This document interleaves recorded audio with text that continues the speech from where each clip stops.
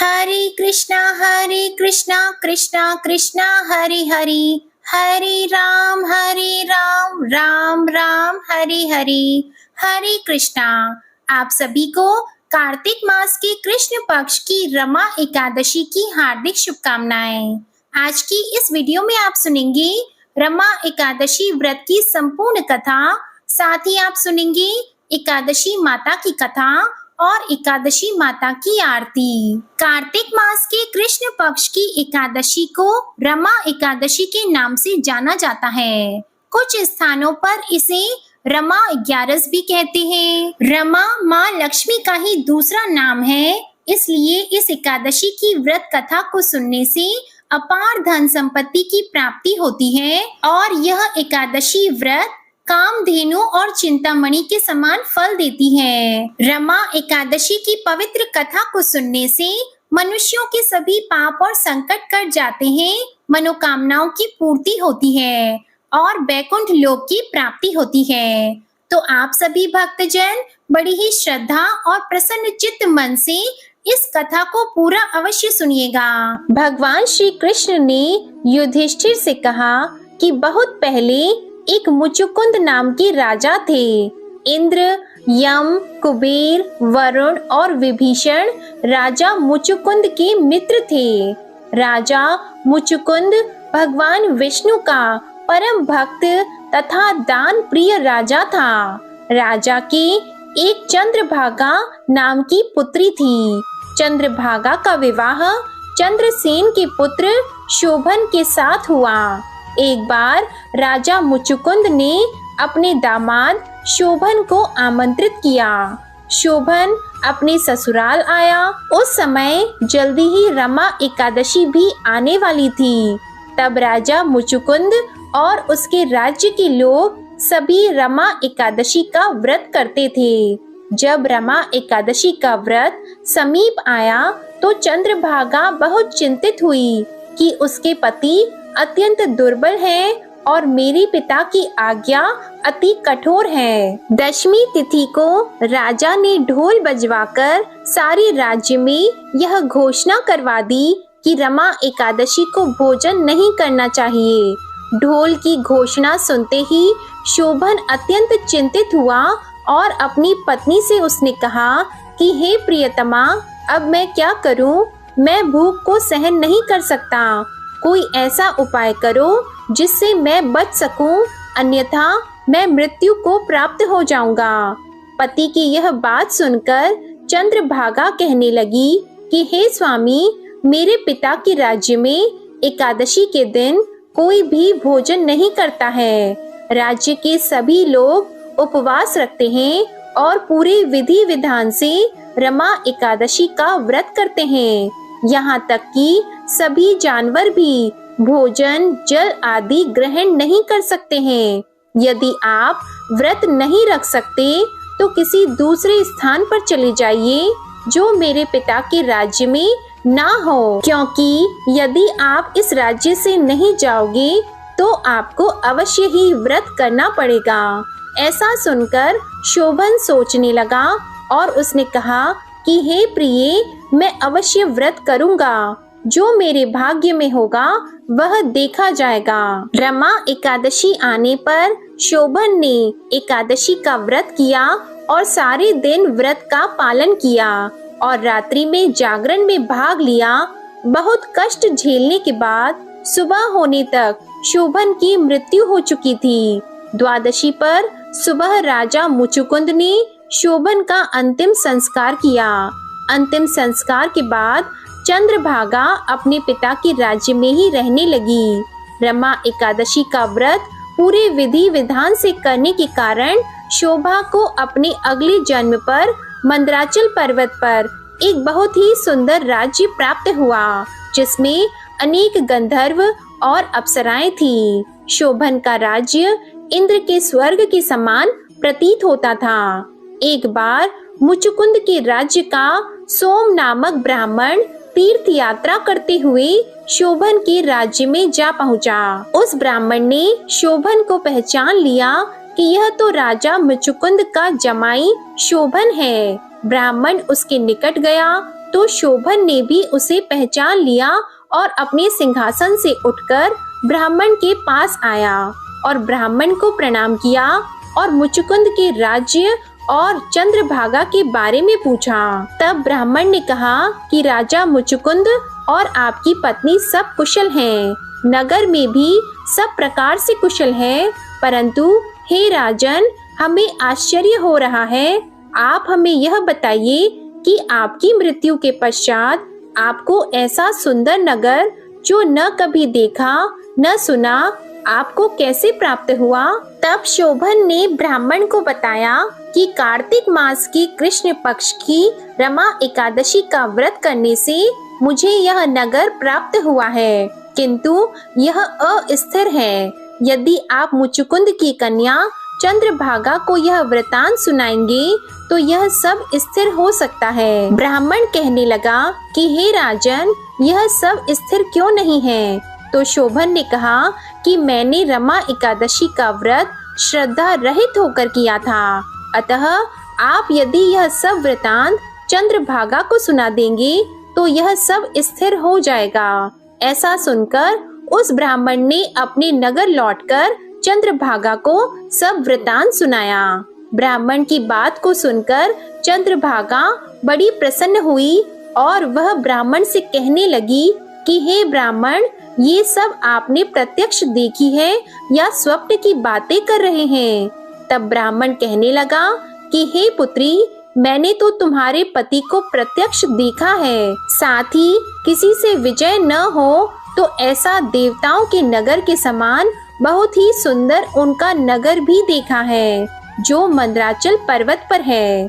उन्होंने यह भी कहा कि यह स्थिर नहीं है, किस प्रकार वह स्थिर रह सके इसका उपाय करना चाहिए। तब चंद्रभागा कहने लगी कि हे ब्राह्मण, तो मुझे वहां ले चलो, मुझे अपने पतिदेव के दर्शन की तीव्र लालसा है। मैं अपने किए हुए पुण्य से उस नगर को स्थिर बना दूंगी।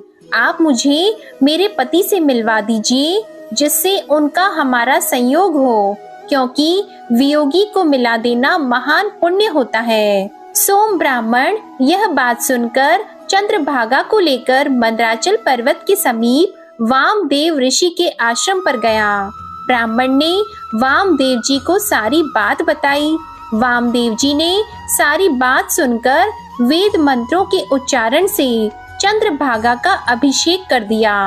तब ऋषि के मंत्र के प्रभाव और एकादशी के व्रत से चंद्रभागा का शरीर दिव्य हो गया और उसे दिव्य गति प्राप्त हुई। इसके बाद बड़ी प्रसन्नता से चंद्रभागा अपने पति के पास गई।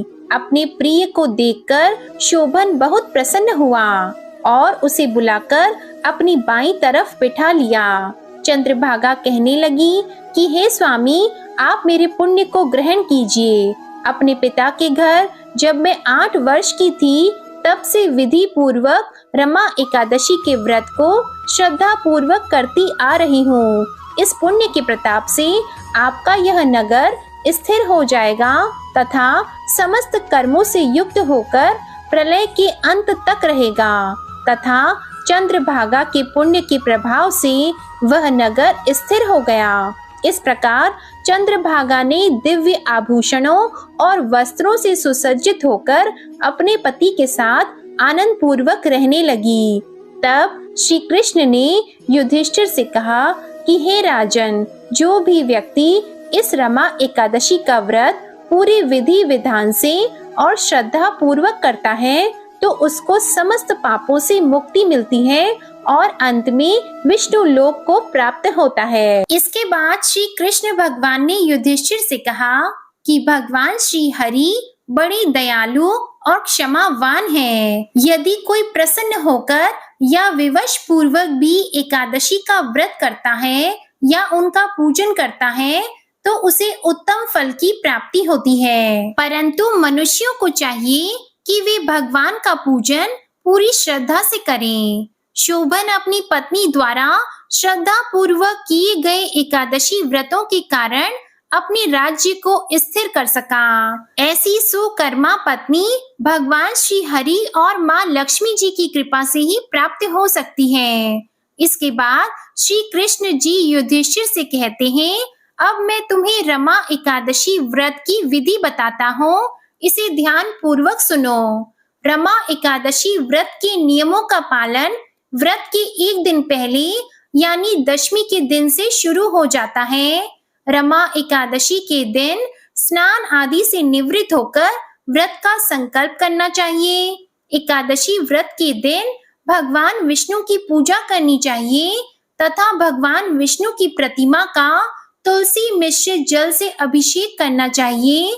इसके बाद भगवान विष्णु का धूप, पंचामृत, तुलसी के पत्तों, दीप, नैवेद्य, फूल, फल आदि से पूजन करने का विधान है। पूजा करने के बाद भगवान विष्णु और मां लक्ष्मी की आरती कर भगवान को भोग लगाना चाहिए। रमा एकादशी व्रत के प्रभाव से धन धान्य की कमी दूर हो जाती है और रमा एकादशी व्रत करने वाली रात को भगवान का भजन कीर्तन या जागरण करना चाहिए और मनुष्य को भगवान विष्णु की प्रतिमा के समीप ही भूमि पर शयन करना चाहिए। पद्म पुराण के अनुसार व्रत के अगले दिन यानी द्वादशी के दिन भगवान का पूजन करके ब्राह्मणों को भोजन, कपड़े, जूते, छाता और गर्म कपड़े आदि देने का विधान बताया गया है।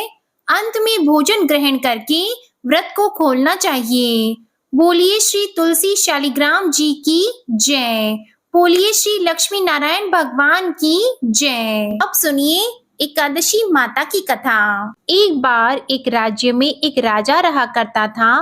राजा बहुत ही बुद्धिमान और बलशाली था। राजा सदा ही अपनी प्रजा का बहुत अच्छे से ध्यान रखता था। प्रजा भी राजा को बहुत पसंद करती थी। राजा की 2 बेटियां थी। राजा अपनी दोनों बेटियों से बहुत प्रेम करता था। राजा की छोटी बेटी देखने में बहुत सुंदर और आकर्षित थी और राजा की बड़ी बेटी छोटी बेटी के मुकाबले थोड़ी कम सुंदर थी। राजा की छोटी बेटी माता की पूजा किया करती थी और सभी लोग राजा की छोटी बेटी से बहुत प्रेम करते थे और बहुत प्रशंसा किया करते थे। राजा भी अपनी छोटी बेटी को बड़ी बेटी से अधिक प्रेम करता था, जिसके कारण राजा की बड़ी बेटी को अपनी छोटी बहन से बहुत नफरत होने लगी थी। राजा की दोनों बेटियां जब बड़ी हो गई तब एक पड़ोस के राज्य में रहने वाले राजकुमार राजा की बड़ी बेटी के लिए रिश्ता लेकर आया।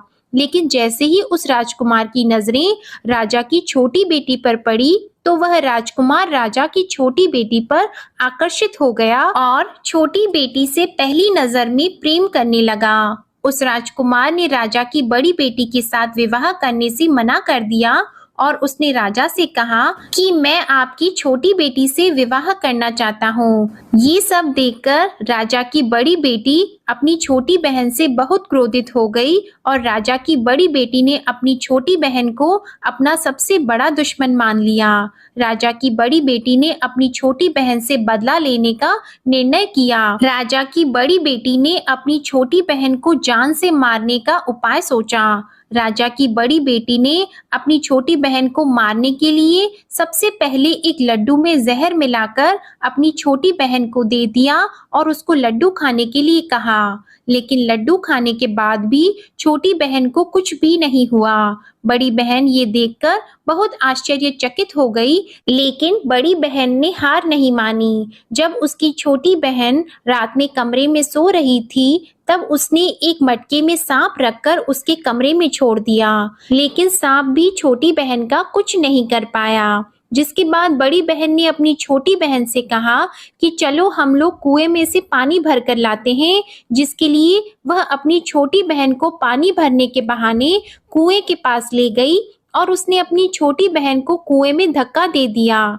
लेकिन छोटी बहन को तब भी कुछ नहीं हुआ, क्योंकि हर बार ग्यारस माता उसकी रक्षा कर रही थी और उधर बड़ी बहन अपने सारे प्रयास के बाद भी असफल हो रही थी, जिससे वह बहुत क्रोधित हो गई और फिर उसने अपनी छोटी बहन के पास जाकर उससे प्रश्न किया कि मेरी छोटी बहन, क्या तुमको पता है कि भगवान ने सबको मृत्यु एक निश्चित समय पर लिखी हुई है और कैसे तुम्हारी या मेरी मृत्यु होगी, क्या ये तुम जानती हो? तब छोटी बहन ने अपनी बड़ी बहन को बताया कि हाँ दीदी, मैं तो जानती हूँ मेरी मृत्यु कैसे होगी। छोटी बहन से ये सब बातें सुनकर बड़ी बहन मन ही मन बहुत प्रसन्न होने लगी और उसने अपनी छोटी बहन से कहा कि तो तुम मुझे अपनी मृत्यु का राज बताओ। तब छोटी बहन ने अपनी बड़ी बहन से कहा कि मेरी मृत्यु तो एक तोते में है। जो तोते के गले में एक हार है, उससे मेरी मृत्यु होगी। जब तक कोई भी व्यक्ति तोते को मारकर उस हार को अपने गले में पहनेगा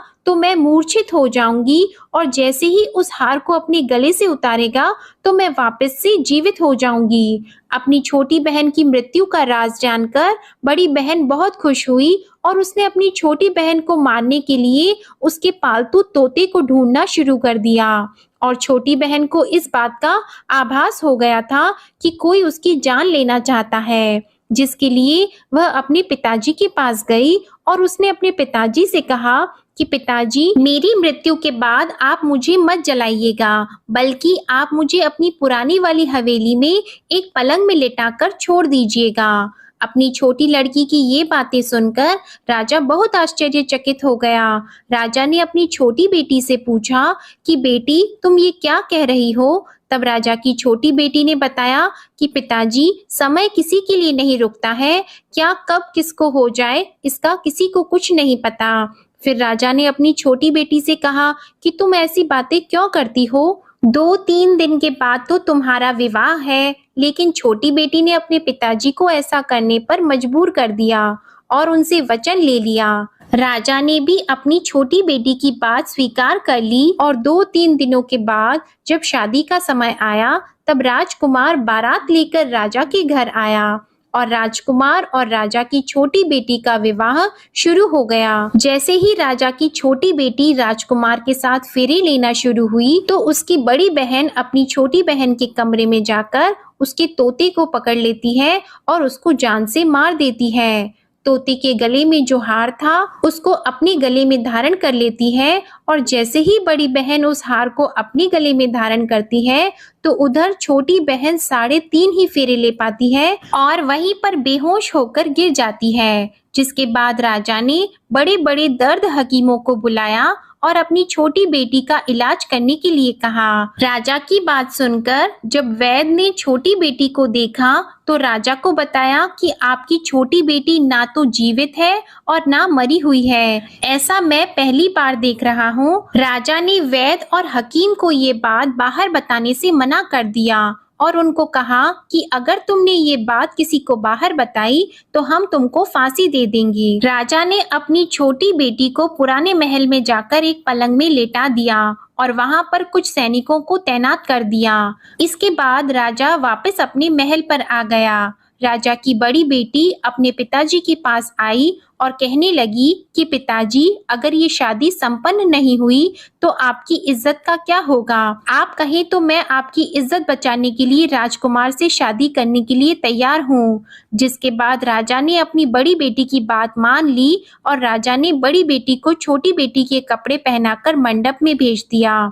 लेकिन राजकुमार ये जान गया कि ये राजा की छोटी बेटी नहीं है बल्कि ये राजा की बड़ी बेटी है। लेकिन जब राजकुमार ने शादी करने से मना किया तो सभी लोगों ने राजकुमार को बेबस करके राजा की बड़ी बेटी से बचे हुए फेरों को संपन्न करा दिया और विवाह संपन्न हुआ। जिसके बाद राजकुमार राजा की बड़ी बेटी को अपने महल में ले गया। विवाह होने के बाद राजकुमार उससे ना तो बात करता था, ना उसे पसंद करता था और ना ही उसके आसपास भटकता था। और राजकुमार ने ये फैसला लिया था कि वह अपनी प्रेमिका को ढूंढ कर रहेगा और ये जानकर रहेगा कि उसके साथ क्या हुआ है। एक दिन राजकुमार अपने घोड़े पर सवार होकर राजा के पुराने महल के पास पहुंचा, जहां पर उसने कुछ सैनिकों को देखा। महल के पास पहुंचकर राजकुमार ने जब महल को ध्यान से देखा तो वह समझ गया कि ये तो हमारे ससुर जी का महल है।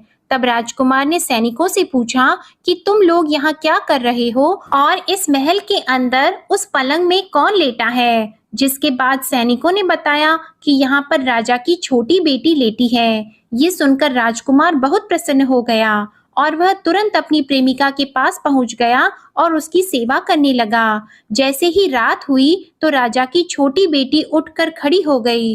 राजकुमार ये देखकर बहुत खुश हो गया और उसने अपनी प्रेमिका से पूछा कि तुम यहाँ क्या कर रही हो? तुम मेरे साथ मेरे घर चलो। राजा की छोटी बेटी ने राजकुमार को सारी बातें बता दी कि मेरी जान एक तोते में बसती थी और मैंने ये बात सिर्फ अपनी बड़ी बहन को बताई थी और मुझे पता है कि उसने ही मुझे मारने का प्रयास किया है। उसके पास एक हार है जिसको वह सुबह पहन लेती है और रात को उतार देती है। जब तक वो हार को पहन कर रखती है तब तक मैं मूर्छित रहती हूँ और जैसे ही वो हार को उतार देती है तो मैं जीवित हो जाती हूँ और जब तक मेरी बड़ी बहन के पास वो हार रहेगा तब तक मैं ऐसे ही जीवित और मूर्छित होती रहूंगी। अगर मेरी बड़ी बहन के पास जो हार है वो मेरे हाथ लग जाए तो मैं हमेशा के लिए जीवित हो जाऊंगी। राजकुमार ये सब बातें सुनकर राजा की छोटी बेटी के पास रहने का निर्णय ले लेता है और उसने अपने बचे हुए सारे फेरे उस पलंग में लेटी हुई राजकुमार की छोटी बेटी के साथ ले लिए और अपना विवाह पूर्ण कर लिया और वहीं पर वो रहने लगा। देखते ही देखते कुछ समय में राजा की छोटी बेटी और राजकुमार की पत्नी गर्भवती हो गई। एक दिन राजकुमार को किसी काम से बाहर जाना पड़ा। तब छोटी बहन के पेट में बहुत तेज से दर्द होने लगा, जिसके बाद उसने माता का आह्वान किया। जिसके बाद वहां माता प्रकट हुई और उन्होंने अपने भक्तों के दर्द को दूर किया और एक पुत्र की प्राप्ति करवाई। और वहीं पर अचानक से राजकुमार भी आ गया। राजकुमार ने ग्यारस माता को देखा तो वह आश्चर्यचकित हो गया और उसने तुरंत ग्यारस माता को प्रणाम किया और ग्यारस माता ने राजकुमार से कहा, जब तुम्हारा पुत्र 5 वर्ष का हो जाए तो तुम आकर अपनी पत्नी का हार इसके गले में डाल देना। और देखते ही देखते राजकुमार और राजा की छोटी बेटी का पुत्र 5 वर्ष का हो जाता है। तो राजकुमार अपने बेटे से कहता है कि बेटा, मैं कुछ काम से बाहर जा रहा हूँ, तुम अपनी माता का ध्यान रखना, और वहां से चला जाता है। राजा को बाहर निकलता देखकर बड़ी बहन के सैनिक देख लेते हैं और बड़ी बहन को जाकर सारी बातें बता देते हैं। जिसके बाद बड़ी बहन अपनी छोटी बहन के पुत्र को वहां से उठवा लेती है और उसको मरवा देती है। छोटी बेटी के पुत्र के 2 टुकड़े करवा देती है। पहला टुकड़ा चक्के के पास छुपा देती है और दूसरा टुकड़ा अपने पलंग के नीचे रख लेती है। अब ग्यारस माता भिखारी का रूप लेकर आती हैं और एक भिखारी का रूप रखकर बड़ी बहन के पास चली जाती है। जिसके बाद वहां पर भिक्षा मांगने लगती है। तो बड़ी बहन अपने नौकरों से कहती है कि जाकर भिक्षा दे दो। लेकिन जैसे ही नौकर ग्यारस माता को भिक्षा देने के लिए आते हैं तो माता उन्हें मना कर देती है और कहती है कि मैं तुम्हारी महारानी से ही भिक्षा लूंगी। जिसके बाद बड़ी बहन स्वयं ही भिक्षा देने के लिए माता के पास आती है। तब माता एक बिल्ली का रूप लेकर उसके कमरे में चली जाती है और वहां पर छोटी बेटी के पुत्र के 2 टुकड़े को आपस में जोड़ देती है और उसे जीवित कर देती है। फिर उसे वहां से ले जाती है। राजकुमार अपने बेटे को लेकर अपनी पत्नी के पास जाता है और उसे कहता है कि तुम इसका ध्यान रखना। अगर तुम इस बच्चे का अच्छे से ध्यान रखोगी तो मैं तुमसे बात करूंगा। एक दिन राजकुमार अपने बच्चे से कहता है कि तुम मम्मी से उनके गले का हार मांग लो। तो अपने पिता की बात मानकर राजकुमार का लड़का अपनी मम्मी के पास जाता है और कहता है कि मम्मी, मुझे तुम्हारा हार चाहिए। यह सुनकर पहले तो बड़ी बहन बहुत क्रोधित होती है, पर उसको यह याद आता है कि राजकुमार ने कहा था कि अगर मैं इस बच्चे का ध्यान अच्छे से रखूंगी तो वह मुझसे बात करेंगे। जिसके कारण वह हार उस बच्चे को दे देती है और वह तुरंत हार को ले जाकर अपने पिताजी को दे देता है। और तभी राजकुमार अपने बेटे को लेकर वहां से जाने लगता है और अपनी पत्नी से कहता है कि तुम हमारे लिए खाना बनाकर रखना, मैं शाम को आकर तुम्हारे साथ खाना खाऊंगा। और वह अपने बेटे को लेकर वहां से चला जाता है। जिसके बाद वह राजा के पास जाता है और उनको सारी बातें बता देता है। राजा अपनी बड़ी बेटी की ये करतूत सुनकर बहुत क्रोधित होते हैं और अपनी परवरिश पर ही दोष देने लगते हैं। राजकुमार को अपनी छोटी बेटी के साथ रहने के लिए आदेश दे देते हैं। इस प्रकार ग्यारस माता की कृपा से राजकुमार और राजा की छोटी बेटी सुखपूर्वक रहने लगे। प्रेम से बोलिए एकादशी माता की जय। प्रेम से बोलिए माता लक्ष्मी और भगवान विष्णु की जय। माता पार्वती और भगवान शंकर की जय। कथा के बाद अब आप आरती श्रवण कीजिए। ओम जय एकादशी माता, मैया जय एकादशी माता। विष्णु पूजा व्रत को धारण कर, विष्णु पूजा व्रत को धारण कर, शक्ति मुक्ति पाता।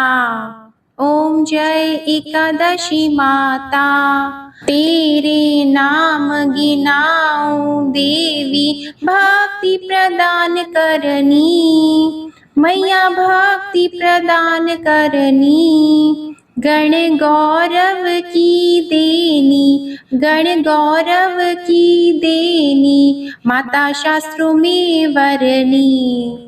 ओम जय एकादशी माता, मार्गशीर्ष की कृष्ण पक्ष की उत्पन्ना विश्व तारिणी जन्मी, मैया उत्पन्ना विश्व तारिणी जन्मी। शुक्ल पक्ष में हुई मोक्षदा, मुक्तिदाता बन आई। ओम जय एकादशी माता, पौष के कृष्ण पक्ष की सफला नामक है, सफला नामक है। शुक्ल पक्ष में होए पुत्रदा, आनंद अधिक रहे। ओम जय एकादशी माता, नाम षटतिला माघ मास में कृष्ण पक्ष आवे, मैया कृष्ण पक्ष आवे। शुक्ल पक्ष में जया कहावे, शुक्ल पक्ष में जया कहावे, विजय सदा पावे। ओम जय एकादशी माता, विजया फागुन कृष्ण पक्ष में शुक्ला आमल की, मैया शुक्ला आमल की। पाप मोचनी कृष्ण पक्ष में चैत्र महाबली की। ओम जय एकादशी माता, चैत्र शुक्ल में नाम कामदा, धन देने वाली, मैया धन देने वाली। नाम वरूथिनी कृष्ण पक्ष में, नाम वरूथिनी कृष्ण पक्ष में, वैशाख माह वाली। ओम जय एकादशी माता, शुक्ल पक्ष में होई मोहिनी, अपराज्येष्ठ कृष्ण पक्षी। नाम निर्जला सब सुख करनी, नाम निर्जला सब सुख करनी, शुक्ल पक्ष रखी।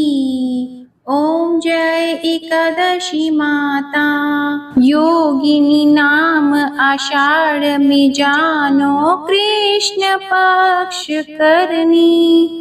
देव शयनी नाम कहायो, शुक्ल पक्ष धरनी। ओम जय एकादशी माता, कामिका श्रावण मास में आवे, कृष्ण पक्ष कहिए।